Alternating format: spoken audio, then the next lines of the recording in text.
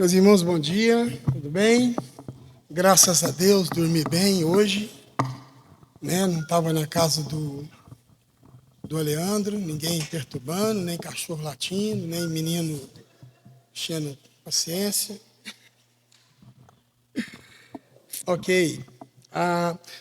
Eu fiquei muito em dúvida do que a gente poderia falar nesse acampamento, nesse retiro nosso, mas duas coisas eu tinha certeza absoluta que eu não podia deixar para trás. Foi aquilo que a gente falou ontem, eu acho que é importante para a gente conhecer, saber quem é o nosso Deus, com quem que é que nós estamos lidando e a intenção dele em relação a gente. E esse de hoje, João capítulo 2, que é o primeiro milagre de Jesus.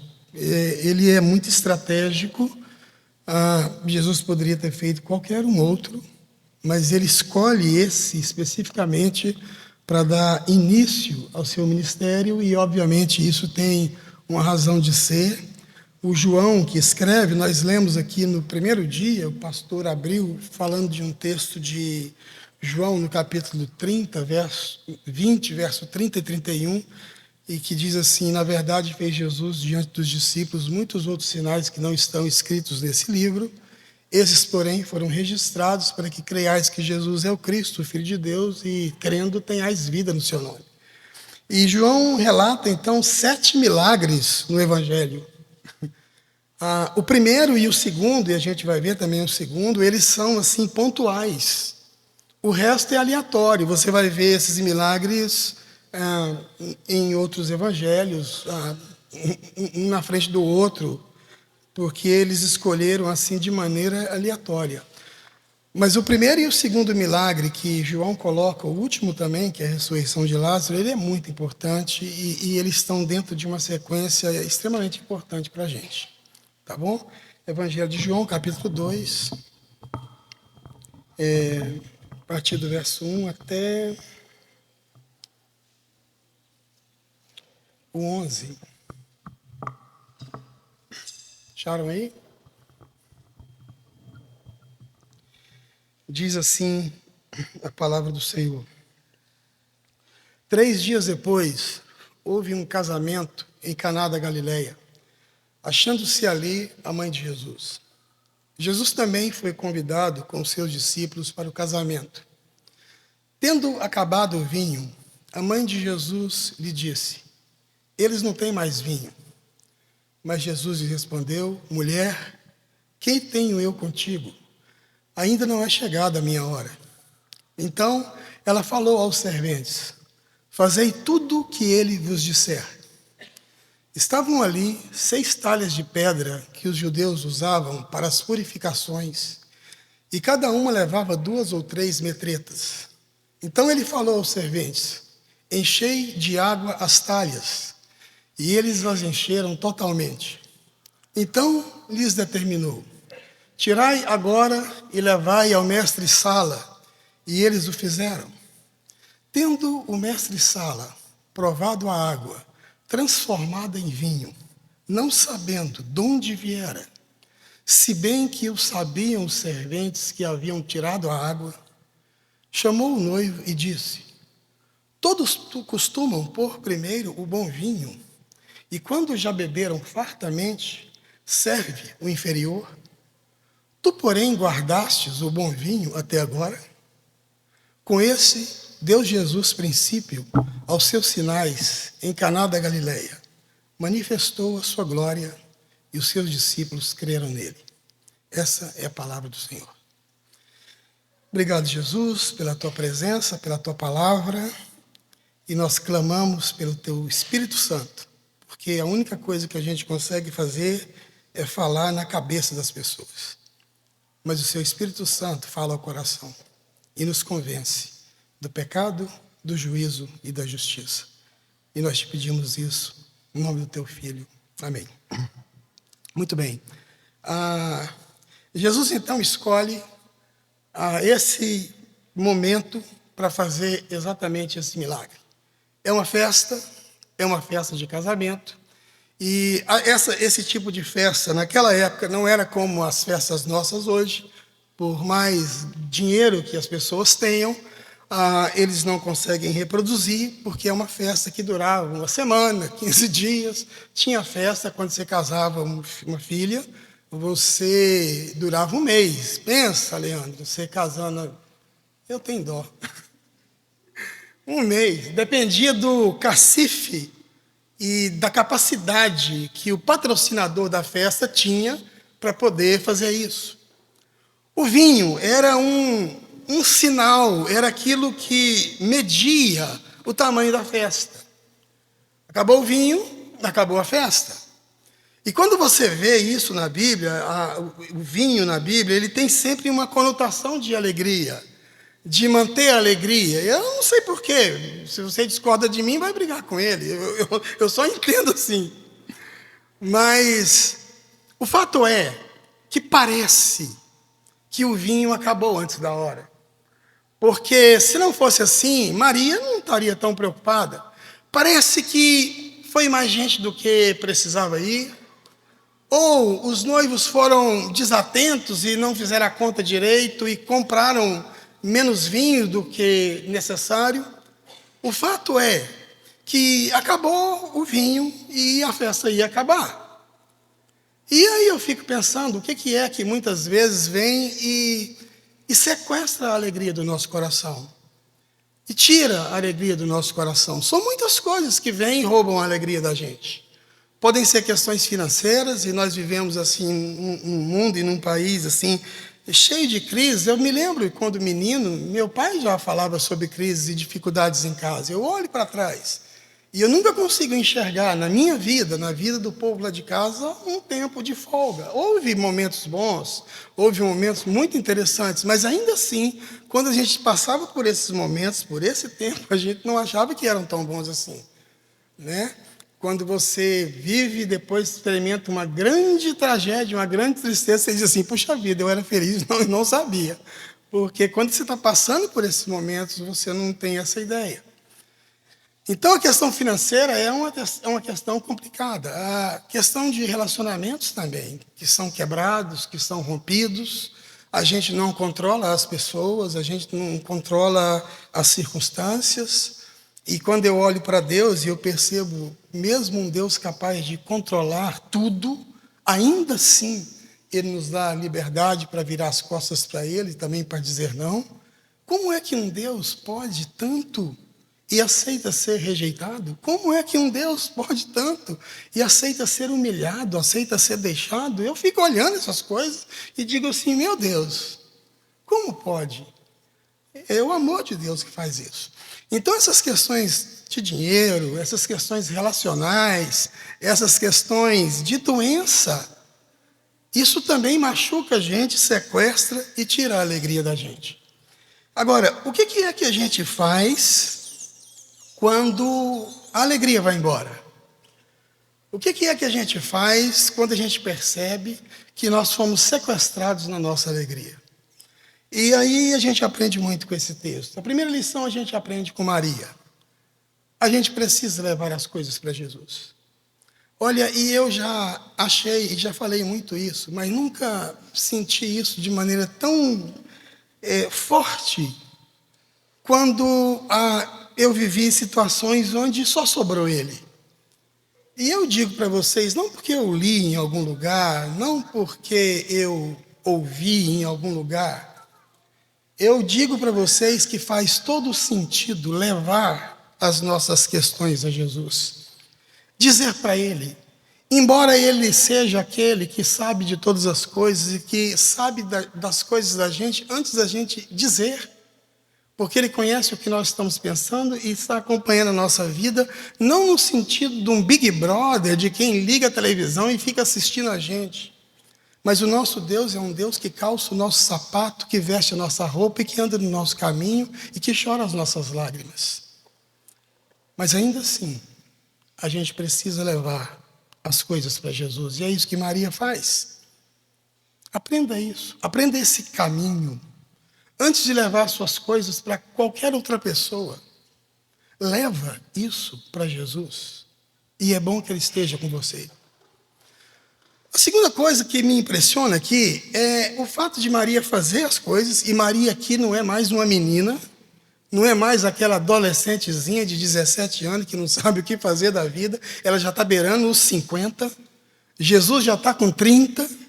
E ela está ali beirando os 48, 47. Sendo assim muito generoso com ela, né? Mas, e pela experiência e pelas dores, está com 47 com cara de 60. Porque essa mulher sofreu. Essa mulher sofreu muito. Ela chega para Jesus e diz assim, olha, eles não têm mais vinho. E Jesus dá uma resposta para Maria, no mínimo, para nós hoje, complicada. Ele diz assim, mulher, o que eu tenho contigo? Ainda não é chegada a minha hora. Mal criado esse Jesus, vocês não acham? Um dia eu estava num acampamento nosso, lá na igreja, em Anápolis, e tomando café, os meninos estavam fazendo assim a hora silenciosa, uma hora tranquila lá. Aí eu estou subindo do refeitório para o salão de reunião, o Alvin conhece lá.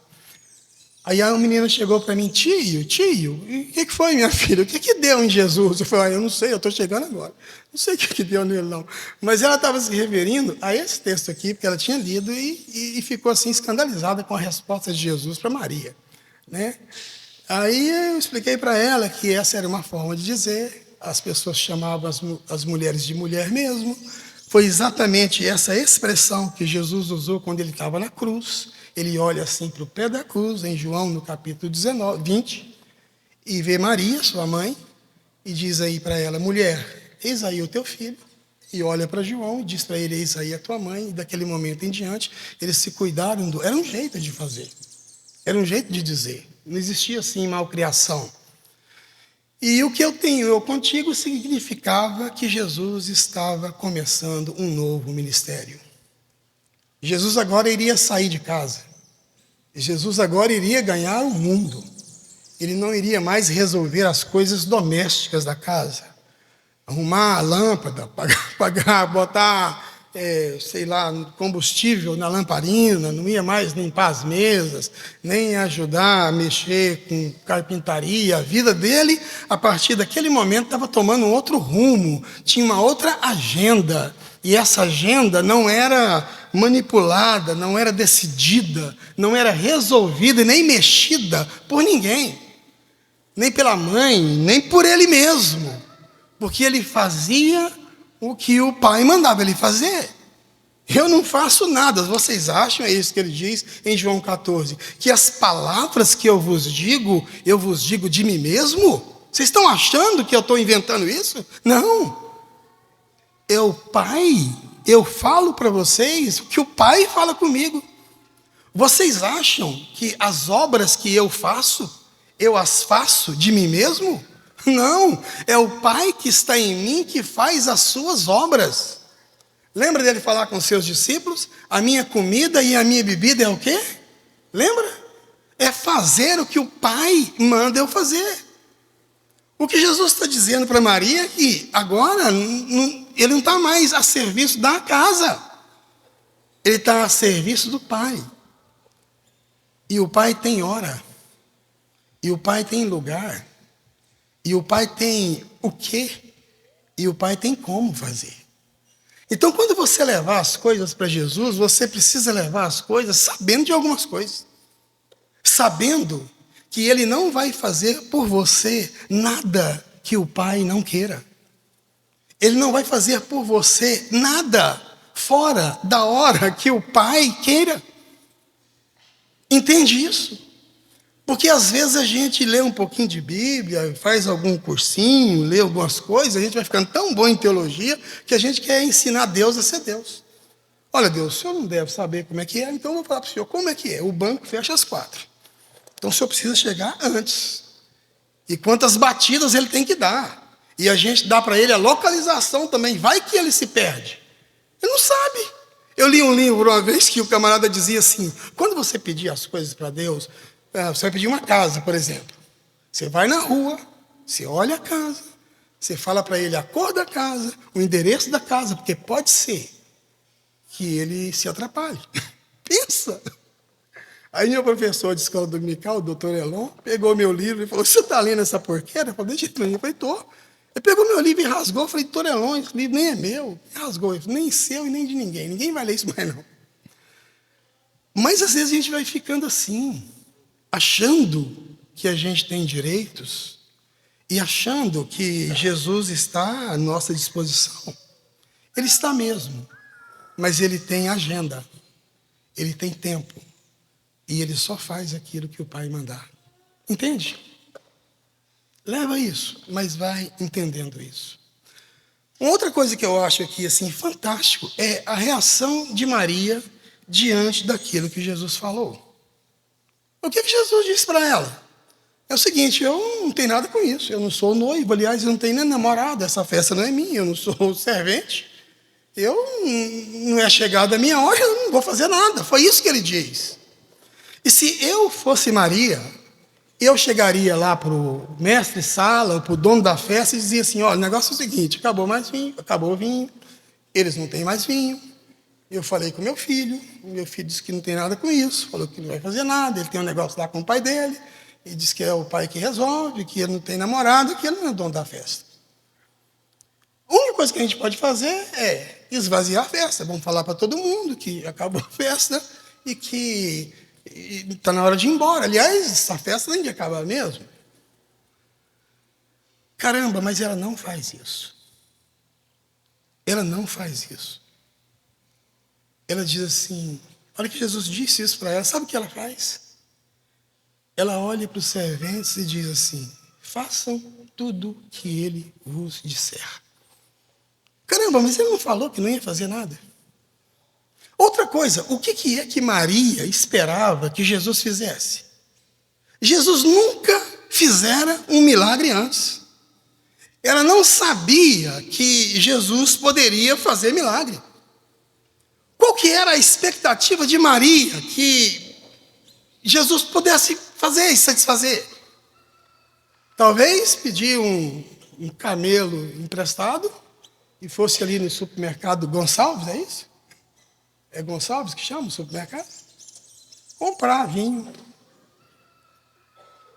Ela não sabia do que Jesus podia fazer. Era isso que ela esperava. Fazei tudo que ele vos disser, o quê? Ele já não falou que não vai fazer nada? Parece que Maria sabe de algumas coisas que a gente não sabe. O que será que ela sabe que a gente não sabe? Essa mulher que acostumou a guardar todas as coisas no coração. O que será que ela sabe que a gente não sabe? O que será que ela sabe que faz com que ela não desista, mesmo diante de uma resposta dessa? Ela sabe que quando Jesus não tem nada para fazer, ele sempre tem o que dizer. Ela sabe que, quando ele não, mesmo que ele não vá fazer nada, ele pode dizer alguma coisa que vai transformar e que vai mudar essa situação. É isso que ela sabe. E é por isso que ela diz, eu conheço meu filho, façam o que ele vos disser. Ele falou que não vai fazer nada, mas pode ser que ele queira que vocês façam. Entende isso? Entendeu? Agora, a outra lição interessante é dos serventes. Os serventes, eu sempre penso, não sei porquê, eu acho que tinha muitos serventes naquela casa, porque era gente que era do buffet. Eram pessoas contratadas para trabalhar no casamento. Mas eu sempre penso em dois. Eu acho que deve ser os chefes, não sei por que eu penso isso. Eu imagino eles andando. Enchei de água as talhas. Vocês acham que era fácil encher de água as talhas? Muito difícil isso que Jesus pediu para eles. Não tinha lá companhia de água, não. E não tinha torneira também, não. E não existia mangueira também, não. Tinha que buscar água no poço. E o poço ficava, no mínimo, 50 metros da casa. Porque 20 metros ficava a fossa. Tem que ser mais perto mesmo, as necessidades mais rápidas. 30 metros depois da fossa, mais fundo e bem mais fundo do que a poça, ficava o poço. E não dava para levar as talhas para lá, porque aqui, mais ou menos, cabiam de 750 a 970 litros, quase 1.000 litros. Como é que você vai levar um negócio na cabeça para buscar água? Como é que busca água nessa época? Meu amigo, é na corda, no balde e no braço. É assim. Muito difícil isso que Jesus pediu para os serventes. Muito trabalhoso isso que ele pediu. Muito complicado isso que ele pediu. E aí imagina um falando para o outro em buscar essa água. Fala, bicho, é o seguinte, não está faltando nevinho? É. Ele mandou pegar água? É. Não tem sentido. Os judeus usavam a água, sabe para quê? Para purificação. Para lavar as mãos, lavar o rosto, para lavar antes de comer. Bicho, é o seguinte, acabou o vinho, acabou a festa, ninguém vai purificar mais nada, não. Por que é que nós temos que ir lá buscar essa porqueira dessa água? Aí o outro acredita, fala, não, vamos porque nós estamos sendo pagos para isso. Ele mandou, a mãe dele disse que é para obedecer ele, essa mãe dele deve ser alguém aí, deve ser a dona da festa, deve ser alguém do cerimonial, e ele que manda. E nós estamos ganhando para isso. Vamos lá buscar água. E vai. E enche todas as talhas totalmente de água. E quando Jesus mandou eles levarem para o mestre-sala, fala, cara, o mestre-sala não pediu água. O mestre-sala, a prova é vinho. Nós vamos chegar lá com água, nós vamos dizer o que para ele? Ele vai dar uma bronca em nós, o que nós vamos dizer para ele? Não, sei lá, vamos falar a verdade, vamos falar que o filho da Dona Maria mandou, porque parece que é ela que manda nessa festa aqui. E leva a água para Jesus. É fantástico isso, sabe por quê? Porque, às vezes, Deus nos pede coisas muito difíceis. Não coisas muito simples. Às vezes, Deus nos pede coisas que não tem nada a ver com a nossa demanda, que não tem sentido nenhum com aquilo que nós estamos pedindo, que não tem sentido nenhum com aquilo que nós estamos precisando. Talvez encher a água, as talhas de água, seja perdoa, seja desiste. Talvez o encher as talhas de água seja saia daí, dê o seu lugar, pague, leve o prejuízo, sei lá. Eu sei que é difícil demais, eu sei que é trabalhoso demais. Mas, às vezes, Deus usa esse tipo de coisa para nos colocar no caminho do milagre. Às vezes Ele faz isso. Ele não precisa disso. Mas, às vezes, Ele usa 5 pães e 2 peixes. Ele é aquele que é capaz de tirar e trazer à existência aquilo que não existe. Mas, às vezes, ele pesca um peixe e tira uma moeda de dentro dele. Está entendendo isso? E pode bem ser, que ao pedir para você fazer algo, ele esteja querendo colocar você no caminho do milagre. Outra coisa interessante que acontece aqui, e que a gente aprende, esse milagre é interessante demais, porque a gente não vê ele acontecendo. Encha de água as talhas. Eles enchem.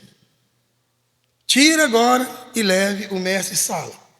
De que é que eles encheram as talhas? De que é que eles encheram? Fala para mim. Água. O que é que eles levaram para o mestre-sala? O que é que eles falam para mim? E quando o mestre-sala prova da água, ela o quê? Caramba! Eles levaram água. Eles encheram de água. E eu acho que o milagre acontece a hora que ele toca na boca do mestre-sala. Jesus não faz milagre de época, não, ou de véspera, não. Ele não vai fazer para você hoje o que você vai precisar amanhã. E nem vai fazer para você amanhã o que você precisa hoje. Não adianta colocar uma faca no pescoço dele e exigir as coisas. Ele vai fazer as coisas para mim e para você, na hora dele e do jeito dele. Pode ser que tenha a ver com a água das talhas, e pode ser que não tenha a ver nada disso. Outra coisa que me chama a atenção aqui é que esse é um milagre muito discreto.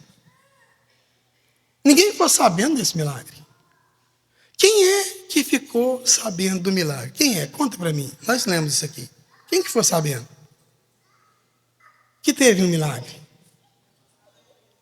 Não, Messala não. Messala, uai, você pegou o vinho e deixou o vinho melhor depois? Ele não sabe que aquilo era água, não. Quem? Só os empregados. Eles sabiam. Porque eles tinham buscado a água. Tendo o mestre Sala provado a água, transformada em vinho, não sabendo ele de onde vieram, se bem que o sabiam o quê? Os serventes que tinham, eles sabiam. Só eles sabiam, mas ninguém sabia. Foi um milagre assim muito discreto, vocês não acham, não? Eu fico pensando, se fosse eu numa situação dessa. Não, se fosse o Leandro, vocês conhecem o Leandro, vocês não me conhecem. O Leandro está lá na festa. Acabou o vinho. Eles não têm mais vinho. Aí se eu conheço, ele fala, não, pessoal, é o seguinte, para tudo, eles não têm mais vinho, mas deixa comigo, eu estou aqui. Não se desespere, eu estou aqui. Dá a mão todo mundo. Meu pai falou que é para transformar, e eu vou transformar, e está todo mundo feliz. Eu acho que ele fazia isso, eu faria. Cara, mas Jesus não faz isso. Por que será que ele não faz? Ele estava começando. Era para ser bombástico. Era para chamar os fotógrafos, o pessoal da revista Caras tinha que vir. O povo da televisão tinha que filmar. Caramba, ele não faz. Sabe por que ele não fez? Para não expor os noivos. Para não envergonhar aquelas pessoas. Para dar dignidade para elas. Está entendendo isso? Em 2020, eu trabalhava numa empresa que dava cursos. Eu sempre trabalhei na área da educação. Que dava cursos em empresas que profissionalizavam funcionários. Era uma empresa do Estado e esses cursos eram gratuitos. Eu era um diretor de integração entre escola e empresa. O meu trabalho era ir nas empresas, levantar a demanda, depois ir lá para a sede do curso, juntar os professores, e a gente fazia o currículo deles e fornecia os cursos gratuitos. A empresa fechou, demitiu, nós éramos mais de 80 pessoas. E eu e um amigo, como a gente sabia trabalhar, a gente abriu uma empresa nossa e começamos a atender as indústrias do Distrito Agroindustrial. A gente fez uns bons contratos. Aí veio a pandemia, e na pandemia não tinha mais cursos presenciais, e a gente foi ficando difícil, sem dinheiro, e sem recurso. Aí o dinheiro foi acabando, eu cuidando da minha vida, gastava o dinheiro com comida, com coisas para os meninos, e eu morava de aluguel.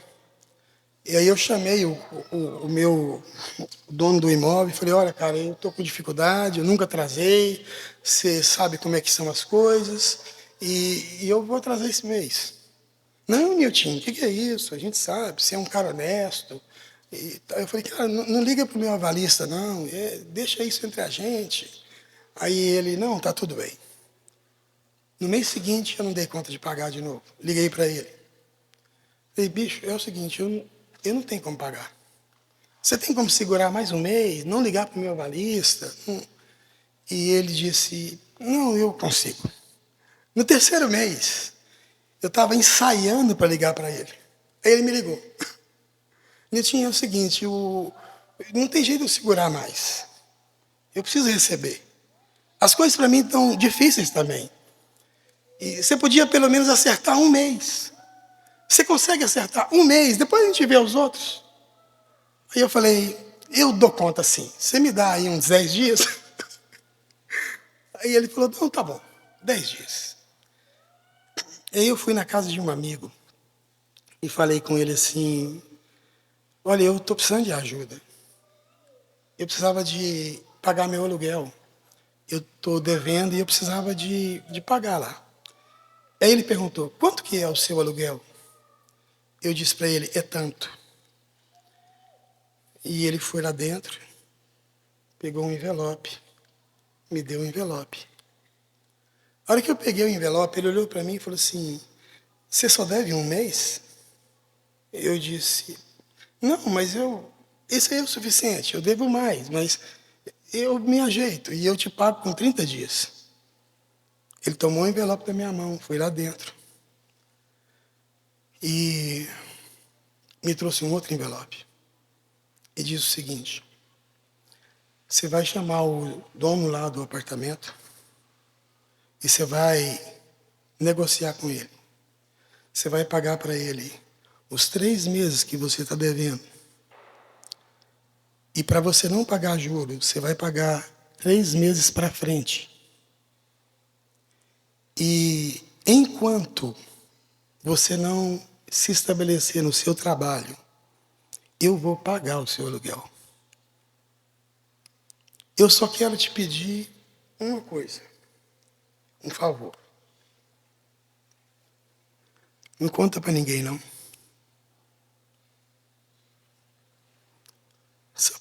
Sabe por que ele fez isso? Para não tirar a minha dignidade.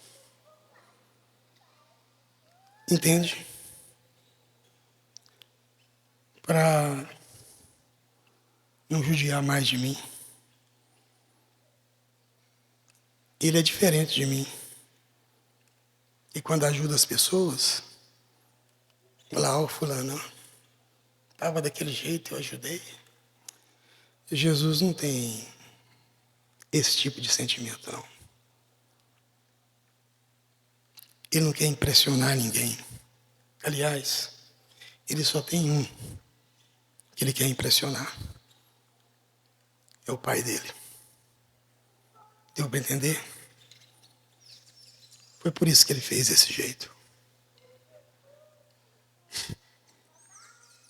Ainda deu moral para os noivos. O mestre de sala chamou o noivo e falou, cara, você lançou uma moda diferente. Todo mundo costuma pôr primeiro o bom vinho e você guardou até agora. O noivo nem estava sabendo. Tomou uma bronca sem saber. Nem estava sabendo. Foi elogiado. Quando eu paguei meu aluguel, o cara, dono do imóvel, falou, Niltinho, cara, você é muito honesto, você é um cara trabalhador, você é um cara muito bom, eu posso colocar ouro em pó na sua mão, que você não me dá o cano. Eu ainda fiquei com moral ainda. O cara achando que eu era bom. Porque quando ele faz alguma coisa por nós, ele está interessado não só em salvar a gente, mas dar dignidade para a gente. Entende isso? Ele nos libertou do império das trevas e nos transportou para o reino do Filho do seu amor, no qual nós temos redenção, e remissão de pecados. Ele não joga na nossa cara aquilo que a gente é. Ele sabe. Mas Ele nos ama. Entende isso? Outra coisa interessante é que o vinho é melhor. O vinho é melhor. Às vezes a gente vai ficando mais velho, o cabelo da gente vai ficando branco. Fui no cabeleireiro lá em Aná, nem sei porque eu estou contando isso. E o desgramado do cabeleireiro falou para mim que eu tinha que fazer um corte diferente. Tinha que ter degradê asa delta. Aí ele fez essa porqueira na minha cabeça. Falou para mim assim, o bicho, seu cabelo tá branco demais, você tem que pintar esse cabelo seu. Cara, eu nem sei porque eu estou contando isso. Aí pintou a porqueira do cabelo.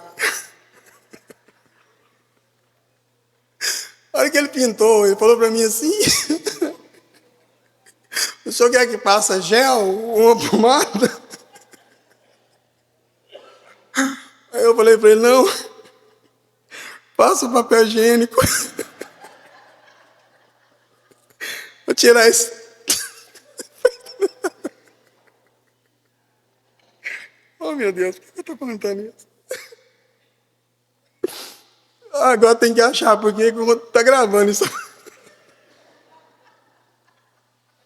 Eu estava indo tão bem, eu juro que eu... Ai, por que eu contei isso?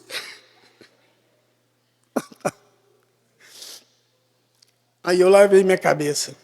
Tá bom, deixa isso pra lá. Mas o que eu estou querendo dizer é que quando Deus faz as coisas com a gente, Ele melhora a gente. A gente vai ficando velho. E aí você olha para trás e acha que tudo de bom já aconteceu. Não vai acontecer mais nada. Eu já experimentei, agora é só coisa ruim. Mas Jesus disse que não. Pode ficar melhor. Pode ficar muito melhor. E quando você acha que acabou, aí é que pode começar. Existe uma cultura do mundo que diz que tudo começa bem e acaba mal. Mas esse é o mundo que diz. Mesmo quando as coisas vão embora e vão embora para sempre, a gente ainda pode ter esperança. Foi isso que aconteceu com Marta e com Maria. Senhor, se o Senhor estivesse aqui, o meu irmão não teria morrido. Por que o Senhor não chegou? Meu irmão não teria morrido.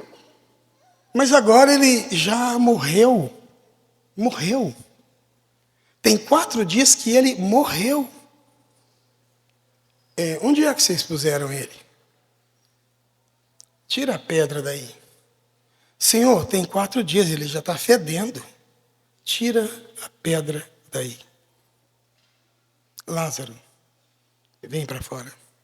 Entende isso? Em Marcos, no capítulo 5, verso 21 em diante, chega um homem para Jesus chamado Jairo, que a filha está morrendo. Ele diz, Senhor, vem comigo, porque minha filha está morrendo. E Jesus vai. Só que no meio do caminho tem uma mulher que precisa de ajuda. É uma mulher com fluxo de sangue, uma hemorragia crônica que não passava nunca. Ele para e cura essa mulher. E depois vai de novo para a casa do Jairo, continua indo. Quando ele chega, as pessoas dizem assim, a sua filha morreu. Não incomode mais o mestre. Ela morreu. E Jesus olha para ele e diz assim, não temas, crê somente. A menina dorme. Entende isso? Isso que eu estou falando para vocês é uma coisa muito perigosa, sabe? Mas E é uma coisa que eu tenho até medo de falar para as pessoas no que eu acredito. Com medo delas dizerem para mim assim, não incomoda mais o mestre, não, sua filha já morreu. Então eu nem digo para eles o que eu estou esperando. Eu só ouço o que Jesus disse para mim. Não temas, crê somente. E vou tocar na vida com esperança. Preparando meus sermões, orando por eles, tocando a vida. E só eu e eles sabemos o que é que eu estou esperando. E eu tenho muita paciência para esperar. E eu quero encorajar você a não desistir. Mesmo que as pessoas digam que já é de 4 dias. Mesmo que as pessoas falem para você não incomodar mais o mestre. Não temas. Crê somente. E por que Jesus fez esse milagre? Eu fico pensando. Se fosse eu ou o Leandro, a gente fazia um milagre mais bombástico. Transformar água em vinho. Vem cá. Isso é importante. Em relação a levantar um morto, por exemplo. Por que ele já não começa ressuscitando um morto? Por que ele não chama o povo para a praia e fala assim, ó pessoal, manda vir um vento, uma tempestade. Olha, eu vou andar nessa água aqui. Eu não ando nem da banheira, não. Eu ando no mar. Por que ele não curou um cego? Por que ele não libertou um endemoniado? Por que ele não fez uma coisa mais importante do que transformar a água em vinho? Por que ele não fez isso? Eu fico pensando. Ele não fez. E ele fez esse tipo de milagre. Sabe por quê? Só para a festa continuar mais um pouquinho. Só para isso. Os noivos estavam tão felizes, os convidados estavam tão felizes. Ela vai acabar daqui a pouco, mas, cara, eu vou deixar rolar mais um pouco.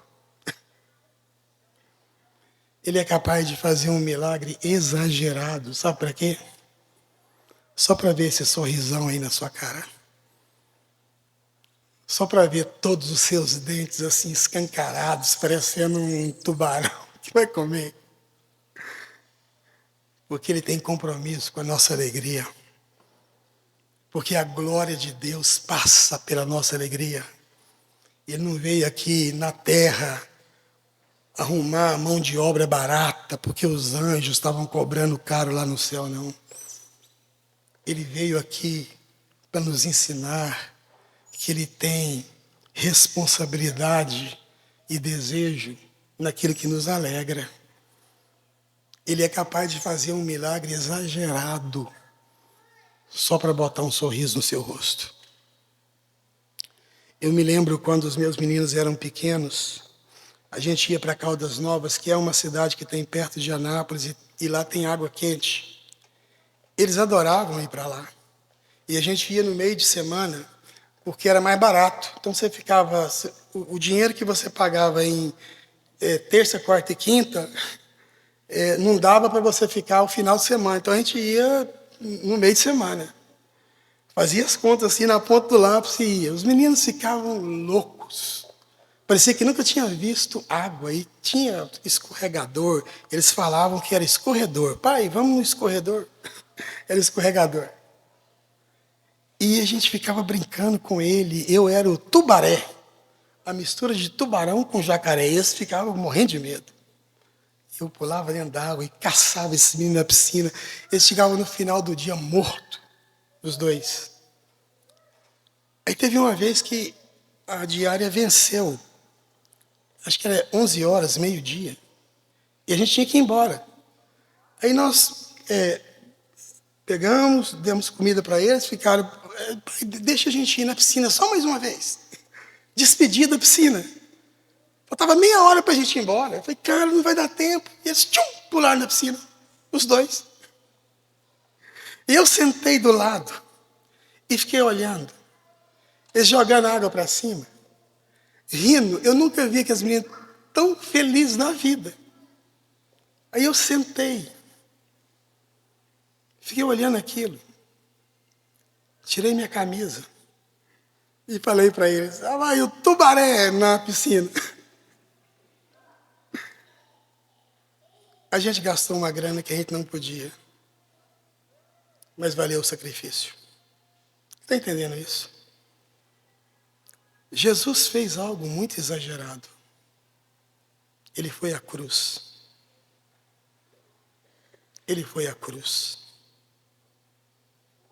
Mas valeu o sacrifício. Ele foi à cruz porque ele achou que fazia sentido. Isaías 53, no capítulo 11, no 53, versículo 11 em diante, diz assim: ele verá o fruto do penoso trabalho da sua alma e ficará satisfeito. O meu servo, o justo, com o seu conhecimento, justificará a muitos, porque o pecado deles levará sobre si. Por isso, eu lhe darei muitos como a sua parte, e com os poderosos repartirá ele o despojo, porquanto derramou a sua alma na morte. Foi contado com os transgressores, contudo, levou sobre si o pecado de muitos, e pelos transgressores intercedeu. Ele foi à cruz e fez esse sacrifício exagerado, porque achou que o céu não faz sentido se eu e você não estivermos lá. Esse é o nosso Deus. E eu imagino que quando acabou tudo aquilo ali, os serventes vieram para Maria e disseram assim: Maria, Maria, esse menino da senhora é muito poderoso. E eu acho que ela deve ter falado assim: vocês não viram nada ainda. Espera mais um pouco. Vocês vão ver o que ele é capaz de fazer. Hoje à noite, espera mais um pouco. Vocês vão ver o que ele é capaz de fazer. Amém?